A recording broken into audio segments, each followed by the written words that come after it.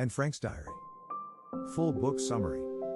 Anne's diary begins on her 13th birthday, June 12, 1942, and ends shortly after her 15th. At the start of her diary, Anne describes fairly typical girlhood experiences, writing about her friendships with other girls, her crushes on boys, and her academic performance at school. Because anti-Semitic laws forced Jews into separate schools, Anne and her older sister, Margot, attended the Jewish Lyceum in Amsterdam.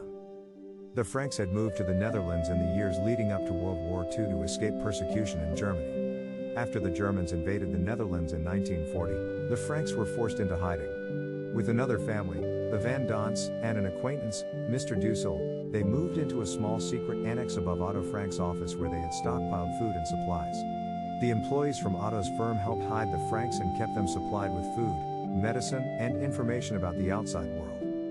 The residents of the annex pay close attention to every development of the war by listening to the radio. Some bits of news catch Anne's attention and make their way into her diary, providing a vivid historical context for her personal thoughts.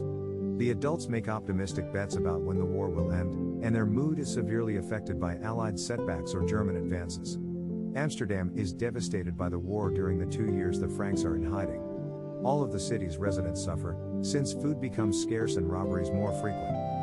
Anne often writes about her feelings of isolation and loneliness. She has a tumultuous relationship with the adults in the annex, particularly her mother, whom she considers lacking in love and affection. She adores her father, but she is frequently scolded and criticized by Mr. and Mrs. Van Don and Mr. Dussel. Anne thinks that her sister, Margot, is smart, pretty, and agreeable, but she does not feel close to her and does not write much about her. Anne eventually develops a close friendship with Peter Van Don, the teenage boy in the annex. Mr. Frank does not approve, however, and the intensity of Anne's infatuation begins to lessen. Anne matures considerably throughout the course of her diary entries, moving from detailed accounts of basic activities to deeper, more profound thoughts about humanity and her own personal nature. She finds it difficult to understand why the Jews are being singled out and persecuted. Anne also confronts her own identity. Though she considers herself to be German, her German citizenship has been revoked, and though she calls Holland her home, many of the Dutch have turned against the Jews. Anne feels a tremendous solidarity with her aggrieved people, and yet at the same time she wants to be seen as an individual rather than a member of a persecuted group.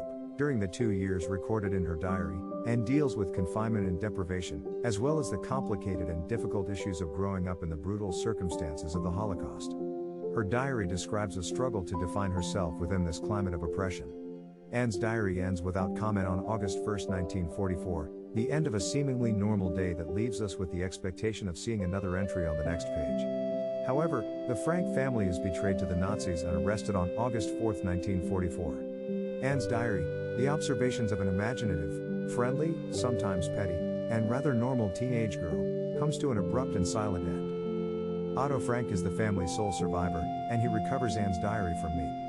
He decides to fulfill Anne's wishes by publishing the diary. Anne's diary becomes a condemnation of the unimaginable horror of the Holocaust, and one of the few accounts that describe it from a young person's perspective. Since Anne's diary is a true personal account of a life in hiding, it is inappropriate to analyze it as a novel or other work of fiction. Parts of the diary were intended for public view, but others clearly were not.